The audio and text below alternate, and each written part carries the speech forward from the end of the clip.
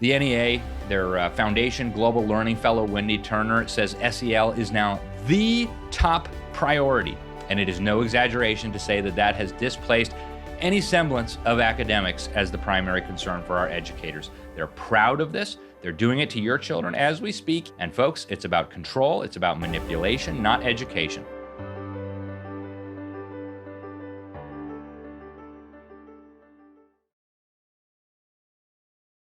Well, hello, and welcome back to M4L Academy. My name is Missy Karwowski, Director of M4LA, and I am excited to share this lecture pulled from the vault, so to speak. Originally aired in January 2024, this presentation from Alex Newman is from our SEL 101 event, where we learned about the history and origins of social emotional learning, what it is, how it got into our schools, how to recognize it, and even the developmental harms that it can have on our kids. And it kind of is having on our kids. You're probably seeing the results in far too many ways. Like other woke ideologies, social emotional learning, or SEL, is subtly interwoven throughout a student's school day. It's incorporated into many curriculums and often shows up in seemingly innocent classroom activities. This could look like something along the lines of community circles or listening circles, and you'll even find touches of it in school-wide events like kindness weeks. You'll find SEL in student surveys, school mental health policy, and even disciplinary policy. It is a billion-dollar industry with an intentional purpose to transform your child's values and beliefs. But by gosh, it just sounds so nice. I mean, who doesn't want their kid to be self-aware and just be so kind? Sure, we all want that. But it is important to remember that these are value statements. And yes, while we all want our kids to be tolerant and kind and nice to others, well, you have to remember that the definitions of those words have changed. And the way that the person who is teaching your child actually defines being nice and tolerant and kind, well, that definition likely does not align with your values. And that is where the evil sneaks in. So, how did we get here? How did this bizarre trauma-informed mentality sneak into our schools? Well, that is what will be covered in this presentation from Alex Newman. Alex Newman is a journalist focused on education for over 15 years. He was an educator for over a decade and is on the board of numerous education organizations and the executive director of Public School Exit. In this video, he covers the history of social emotional learning, charting the path that it took from ideas to ideology to federal mandate, and finally into your child's classroom. So grab your favorite beverage and cozy up for the history lesson that you're not going to learn in school. Welcome back to class.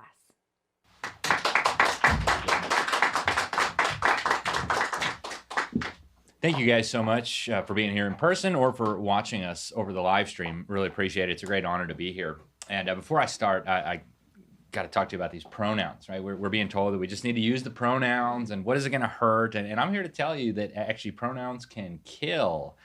And people say, what do you mean? How can pronouns kill? Well, they/them. It took me a minute to get it, but I thought it was pretty funny.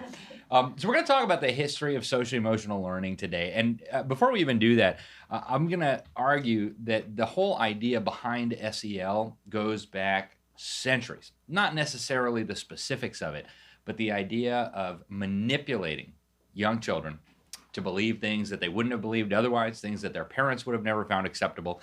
And at its core, SEL really is about changing the attitudes, values, beliefs, the worldview, the spirituality, and the behavior of children. And interestingly enough, this is actually acknowledged by a lot of SEL practitioners. I would argue that SEL is just the latest and most sophisticated method of doing this, but it's just the latest in a very long line of trendy sounding tools that are aimed at fundamentally transforming not just America, but the world by transforming the hearts and the minds of the next generation.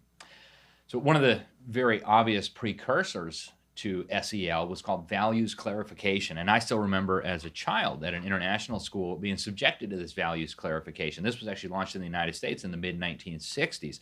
And I'll never forget the impact it had on me. It was transformative, exactly in the sense that the people behind it would have hoped. I was in 8th grade, geography class. I was living in Brazil at the time. And our teacher says to the class, you guys are sailing on a ship and now your ship is sinking. So you got to jump off into the lifeboats. And here's the scenario, boys and girls. Well, there were still boys and girls back then. You all jump into the life raft, but there's 11 of you and the carrying capacity is only 10. So what are you going to do now to make sure you can all survive? This is for the greater good after all. So you guys get together and here's the list of people who are on the life raft with you. You've got a teacher, a doctor, a nurse, a lawyer, an engineer. Who are you going to kill to make sure that the greater good is accomplished and all of you can survive? And so we got into our little groups and we started talking about, who do we get rid of? And the obvious answer was, of course, the lawyer. And just kidding, there's great lawyers out there. But what happens is in one moment, these children become transformed because they were taught all their lives by their parents, by their pastor, by their Sunday school teacher, that there is objective right and wrong, that murder is always wrong. And here we're now confronted with a situation where murder appears to be the only ethical and moral solution. And so there is actually a very obvious answer to this. Well, you don't kill anybody. You just take turns swimming alongside the raft, and then nobody has to die. But that wasn't one of the options, of course. And so what happens is now all these children who, for their whole lives, had confidence in their parents and their pastor, in one instant, lose all of that confidence. Their worldview is transformed. They no longer believe that there is right or wrong. There's different shades of right and different shades of wrong. And this has profound implications on a child. This continued into the late 1980s as George H.W. New World Order Bush started trying to bring about really a national education system. And one of the key people he hired for this was Dr. Shirley McCoon. Dr. Shirley McCoon, a very interesting lady. She wrote a book in partnership with some spiritual entities that she claimed to be communicating with. It's called The Light Shall Set You Free. It's available on Amazon. I encourage you to check it out. It's bonkers. And she actually got up in front of the nation's governors and said, look, we are witnessing now the total transformation of our society. And she said one of the key functions of schools is to bring about this change. She called it the social change function of schools. So this has been going on for a long time. And long before values clarification, which by the way the UN says should be used on every child in the world, you had the Soviets coming up with methodologies for transforming the minds of children. If you go back, you see the Soviets were obsessed with this idea of creating a new Soviet man, somebody who would be selfless, somebody who would just work constantly for the greater good.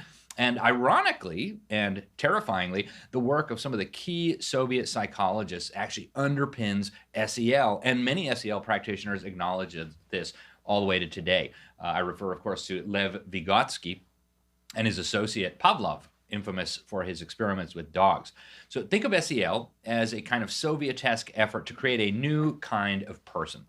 It works very insidiously and very deceptively. And so what they have done here is used manipulation of language to sucker parents and principals and teachers into participating in this radical transformation. So they come up with these new competencies that affect what they call the affective domain. And these are structured right into the SEL programs. And so they use words that we all know and generally agree with, like empathy and compassion. How could you not want your child to be empathetic or compassionate? You must be some kind of barbarian.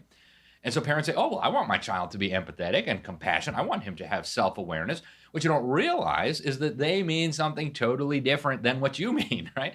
When they say, and I've seen these programs, I've seen it in use in multiple schools. This is in almost every school in America now, public school, and many Christian schools as well. And so you look at these programs and they tell the parents, oh, we're going to teach your children empathy. What you don't realize is that empathy, to be considered empathetic, to qualify on this competency, you have to believe in open borders and abortion and homosexuality and gender ideology and climate alarmism and wealth redistribution and gun control and race extremism. And if you don't believe those things, you're not empathetic. And they'll give you very moving situations, you know, the poor girl who needs an abortion, and how could you not have empathy with the abortion in that case? So this is very, very deceptive, and it actually tricks the children into thinking that they came to these conclusions on their own without realizing that they have been manipulated in an incredible way. And one of the things that's most fascinating to me about this whole process is that The leaders of the SEL movement acknowledge so much of this in their own documents. It's just that nobody reads them.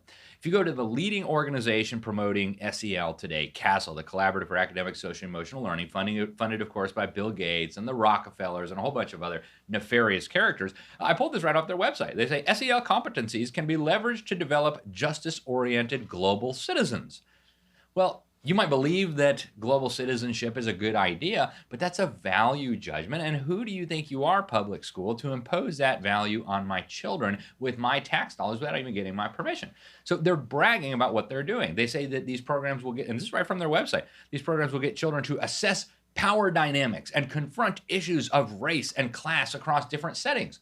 Well, I don't want my kids obsessing about what skin tone they have. I don't want my kids obsessing about what skin tone other people have. Why are you putting my kids in this situation? Right? And so children are expected, according to the CASEL website, to develop an understanding of systemic or structural explanations for different treatment and outcomes. They're leading children down a predetermined path to get them to come to certain predetermined conclusions that will give them certain predetermined attitudes on everything from politics to the environment to religion. This is completely unacceptable, I think, regardless of what we may think about each of these particular issues. You don't have to agree with the people promoting SEL or with me to recognize that these are things that ought to be in the domain of parents and family, not unelected bureaucrats and government institutions. So in short, we are expected to believe the children after this SEL program, this ridiculous hypothesis that America is systemically racist, that we need structural reforms, that only tearing down our country will fix these alleged problems, and only massive government-led social engineering can fix it. And this is supposed to be the inevitable conclusion of some of these SEL programs. In other words, it is Marxism, it is ideology, it is critical theory masquerading as education. And some of these programs actually rely on actual Marxists for their programs. I have seen several that rely on a fake historian called Howard Zinn, a guy who was a proud Marxist, who was a member of the Communist Party USA, whose books have been debunked over and over and over again to instill these new attitudes, these new beliefs in children. Another competency you hear a lot is self-awareness. And who doesn't want their child to be self-aware?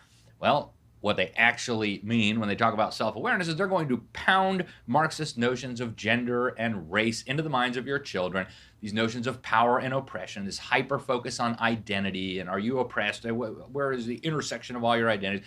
These are very controversial things. Another key competency that comes up over and over again in SEL programs is that we need to compromise always and everywhere.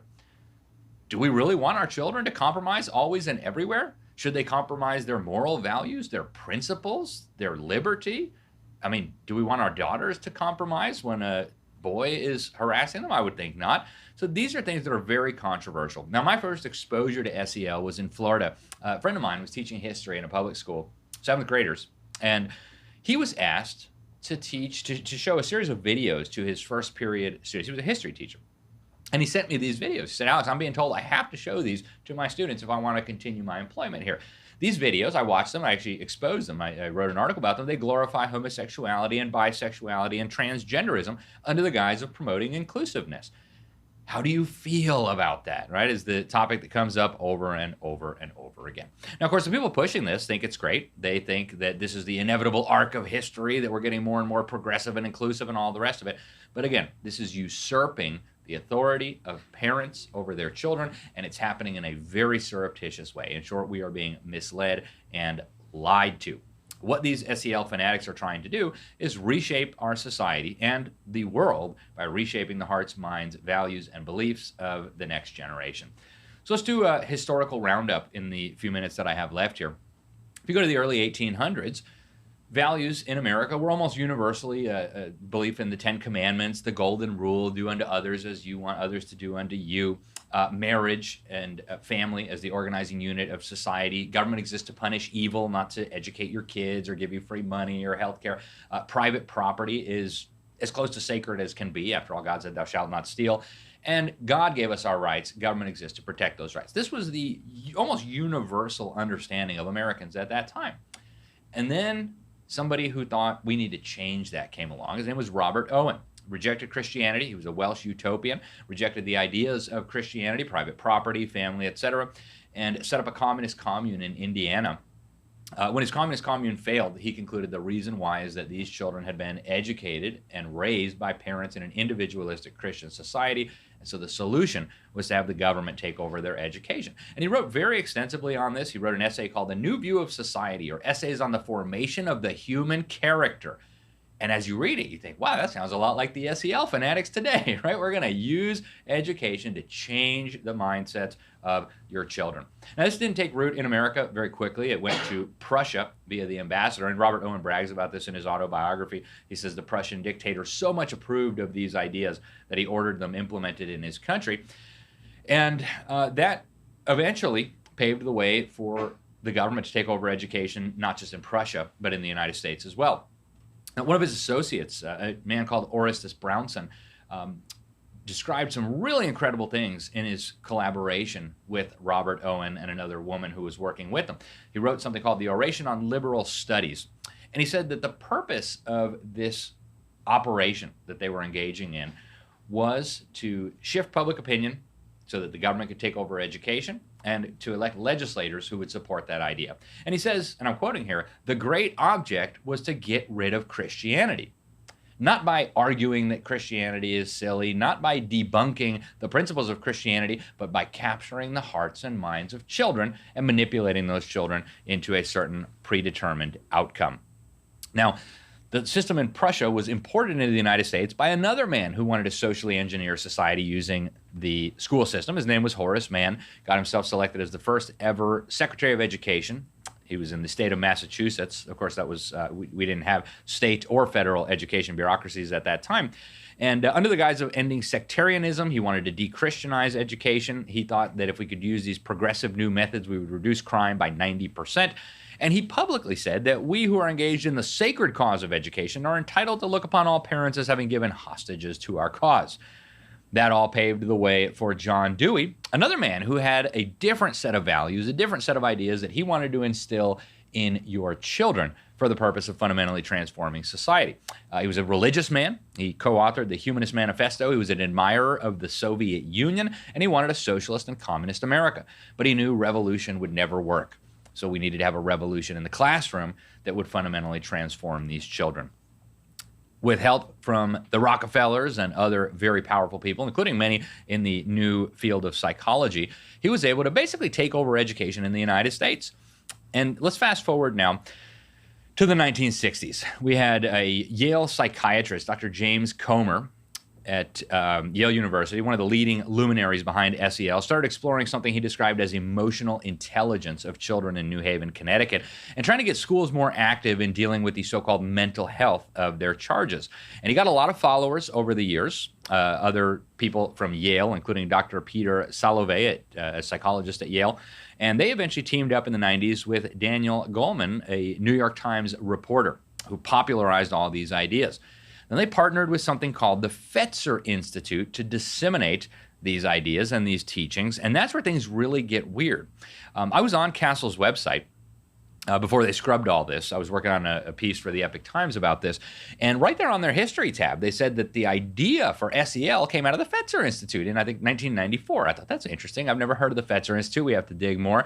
And it didn't take long to figure out that this was a center for New Age thinking, for the occult. The Fetzer Institute was founded by a disciple of a lady called Alice Bailey, who comes up over and over again in education circles. She founded the Lucifer Publishing Company. That gives you some hint about what she believed. And she also claimed to be communicating with these spiritual entities. And she believed that we needed spiritual growth to guide people to wholeness. And these ideas, of course, underpin everything that the SEL fanatics are doing today. And they say it so openly. CASEL also teamed up with Linda Darling Hammond, a key Obamaite who played a major role in the Obama transition on the education front, later went back to California, started trying out some of these ideas, and actually had free reign at a school at Stanford, an experimental school, and within a few years, it was in the bottom 5% of all the schools in the state of California, a state where just a fraction of the students are even proficient in reading, writing, or math. So you can understand how bad this was. Now, this term, socio-emotional learning, originating out of the Fetzer Institute, was then pumped into every school in America, starting in Illinois. moved out from there. The federal government started promoting it, and my time is running up very quickly. So I did reach out to some of these people to try to get their thoughts. I wanted to present their views honestly. Very few of them responded. The Fetzer Institute did not respond. CASEL originally said they were going to set me up with an interview. They ended up backing out of that. But as you read their website, it becomes very, very clear what's going on here. They are manipulating our children surreptitiously. Now, the UN has been openly advocating a fundamental transformation of the values, attitudes, and beliefs of children for many, many years now. And you can see this right in the text of their international agreements. If you go to Agenda 21 in Chapter 36, they talk about education must change the attitudes, values, and beliefs of children. If you go to the Dakar Summit in 2000, they said governments must change the attitudes, values, and beliefs of children. And again, if you go to the origins of the methods being used here, you end up in the Soviet Union. I mentioned Lev Vygotsky briefly. He was a Soviet psychologist who was really focused on how do we effectively brainwash the next generation to create this mythical new Soviet man. He wanted the kids to become good communists. And so using the tools of psychology, collaborating with others, including Pavlov, they set out to try to change the attitudes of children.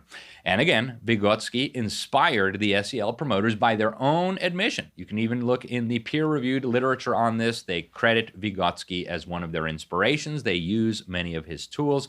And Vygotsky, of course, was very closely connected with many of John Dewey's associates. Vygotsky actually wrote the foreword to the Russian translation of E.L. Thorndike's Principles of Learning Based Upon Psychology, published in Moscow in the mid-1920s. Thorndike, of course, was a very, very close ally of John Dewey. So, folks, we have here a situation where the UN is now trying to mainstream this on the entire world. They have a whole agency working on this, UNESCO NGIP. It's the Mahatma Gandhi Institute for Education on Peace and Sustainable Development, completely dominated by actual communists, card-carrying members of communist parties, and New Age wackadoodles. And again, you can find all this on their website. And this has been the reality from the beginning. The first leader of UNESCO, Julian Huxley, was a humanist, just like John Dewey, and a eugenicist who believed certain races were better than other races. So they're telling you what they're doing, folks. They now have a world core curriculum that they say should be taught in every school to every child in every country. And if you read the writings of Alice Bailey, the guy who wrote the World Core Curriculum said it's based on the teachings of Alice Bailey. We mentioned her earlier, the founder of the Lucifer Publishing Company. What you will find, and I've studied Alice Bailey's books in depth, including her book, Education in the New Age, very open about the fact that the schools will lay the foundation for, and I'm quoting here, the emergence of a new species of human being, a more highly evolved unit. Through education, self-consciousness must be unfolded until the man recognizes that his consciousness is a part of a greater whole. So, folks, we have a serious problem here with what's happening with our children. The NEA, their Foundation Global Learning Fellow Wendy Turner, says SEL is now the top priority in the public schools of this country. And it is no exaggeration to say that that has displaced any semblance of academics as the primary concern for our educators. They're proud of this. They're doing it to your children as we speak, even in many Christian schools. And folks, it's about control, it's about manipulation, not education. For thousands of years, children had empathy, compassion, and self-awareness. This evil program has nothing to do with those things. It must be exposed, stopped, and rejected for the sake of our children and our country right now. Thank you guys, and God bless you. Alex always does such a great job of making these complex topics very easy to understand. So now you know a little bit of the background and history of SEL, and how kind of the hijacking of our language seemed to allow it to creep into our schools. Yes, that's not the only thing, but it definitely played a part. In the next presentation, Kelly Shinkowski will dive into what SEL actually looks like in schools, as well as provide some tips on how you can fight back. In the meantime, if you want to learn more, head over to M4LAcademy.org and check out the SEL Toolkit under the Resource Library. You can find other toolkits as well on topics that we've covered, such as DEI, restorative justice, gender ideology, EdTech, data collection, and more. I hope you enjoyed this video from the vault. I know I really enjoyed the refresher.